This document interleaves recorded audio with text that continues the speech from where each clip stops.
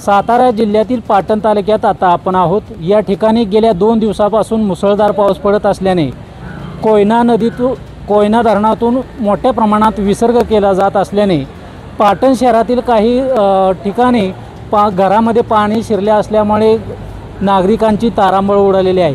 शिवाय बाजारपेठेमध्ये सुद्धा पाणी घुसल्यामुळे येथील दुकाने सुद्धा गेले 2 दिवसांमध्ये बंद आहेत।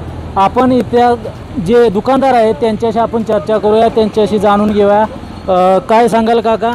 आज पाटण शहरामध्ये पाणी आले, बाजारपेठेमध्ये तुमचं दुकान सुद्धा आहे, तर काय परिस्थिती आहे तुमची? परिस्थिती म्हणजे आता कसं आहे, काल पाणी सोडलं कोयना धरणातून आणि त्याची फुगीचा आली। बरं, रात्री आल्यामुळं आम्हाला काहीच करता आलं नाही, तर थोडा भाव माल भिजून गेलेला आहे, थोडा भाव काढलेला आहे आम्ही। त्यामुळं आता ही परिस्थिती अशीच राहिली तर कसं होणार?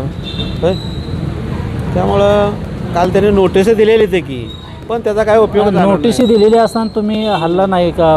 हल्ला की काढला की माल तेवढं काढला आणि नोटीस कधी दिली होत्या तुम्हाला? काल दिले की, काल 5 वाजता। आणि पाणी किती वाजता आलं इकडे? रात्री 11 वाजता आलं, म्हणजे रात्रीच्या वेळेस आहे। तर रात्रीच्या वेळेस दिवसाचा असतं तर काढला असता सगळा माल आम्ही, पण ते रात्री झाल्यामुळे काहीच करू शकत नाही। 15 किलोमीटर यायचं आहे आपल्याला। बरोबर। कोणतं गाव तुमचं? शिरळ।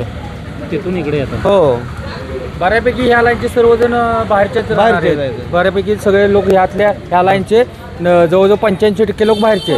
कोयना धरण म्हणा, इकडचे तिकडचे नावगाववारे, धक्कावरचे असे लोक आहेत इथं। कोयनेचं पाणी जर सोडलं तर दरवर्षी अशी परिस्थिती होते का?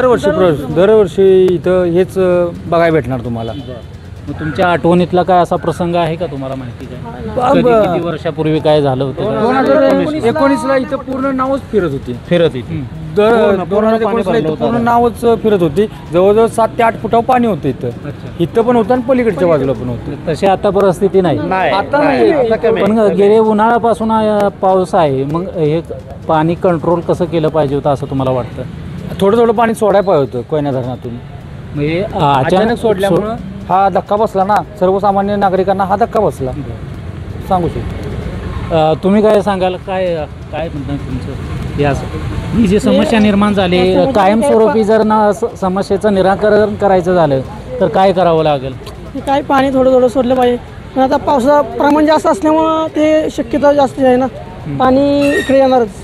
म्हणजे इकडं पाणी वरच्या भागाचा पाऊस लागायला नाही, तर इकडं नदीचं पाणी, केरा नदीचं पाणी इकडे मिळाल्यामुळं जास्त म्हणजे या ठिकाणी 2 नद्यांचं पाणी येतं, केरा आणि कोयना नदी। ते 2 नद्यांचं पाण्यामुळे तेवढा हे होतंय। 2 नद्या आहे ना, त्यामुळे ते प्रोत्साहन वाटते। सगळे खराब होतात। हे कपड्याचं दुकान आहे, ते श्रीटोनिक आहे,